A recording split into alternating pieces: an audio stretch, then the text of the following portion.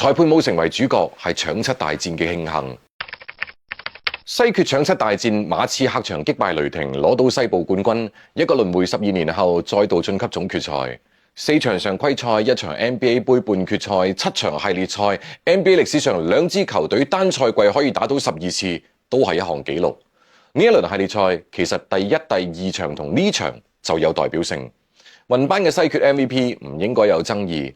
一場過嘅生死戰，馬刺係點樣打嘅呢？7人輪換，霍斯打到季後賽嘅最佳表現，卡素華素爾、昌柏尼、基頓莊遜、夏巴都同時表現得好好，無疑係嚟自新發動員嘅成功。喺用人上，哥尼特每一節都有登場，但4次登場加埋只係得6分鐘。個意思就係話雲班野馬前兩節各休息2分鐘，後兩節各唞1分鐘，都係短入站。呢個係一種非常極限嘅用人。上場超過16分鐘嘅7個球員得分全部上雙，連哥尼特嘅正負值都係正1，而最關鍵嘅就係第4節中段雲班午飯之後嘅嗰1分鐘。裁判冇成為主角係搶七大戰嘅慶幸。衛冕冠軍雷霆嘅亞歷山大都做咗自己可以做嘅一切。卡路素嘅身價仲喺度上升，華萊士、積連威廉士呢啲角色球員都令人重新認識咗佢哋。喺賽後，雲班好激動，唔單止因為勝利來之不易，仲因為佢同我哋都知道佢終結咗一個時代，都開啟咗一個時代。雷霆下個賽季嘅薪資爆標，夏頓士、甸多特、堅迪威廉士、華萊士都迎嚟合同年。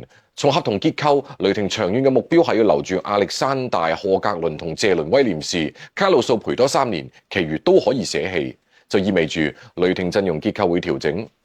雷霆唔怕球員走，因為跟住落嚟嘅5年，佢哋擁有10個首輪、15個次輪同埋3個互換，就係會廢教練一啲。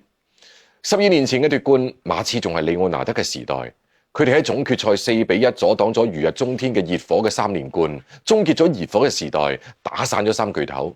而呢一輪系列賽過後，雲班嘅時代正式嚟臨，因為佢嘅身體條件太特別，馬刺會產生虹吸效應，不斷吸納爭冠球員加盟。呢個系列賽會成為著名嘅轉折點。喺今年之前，馬刺已經6個賽季冇入過季後賽，總決賽嘅對手力博何嘗唔係望穿秋水啦？佢哋上次進入總決賽仲係27年前，對手仲係馬刺，佢哋當時輸嘅比分同熱火係一樣嘅。伊榮喺東決受傷，令到力博冇辦法去應對大衛羅賓遜同鄧肯雙塔。歷史上，力博攞過2次總冠軍，上一次已經係1973年。仲未有3分線嘅時代，但無論點樣，馬刺定係力博攞冠軍，群雄爭霸嘅時代仲喺度繼續。從2019年以嚟，每年總冠軍都唔同，今年去到第8支。27年前，賓遜只有3歲，佢希望為力博攞到有3分線以嚟嘅第1冠，而雲班正喺度開啟超級全能中鋒嘅時代。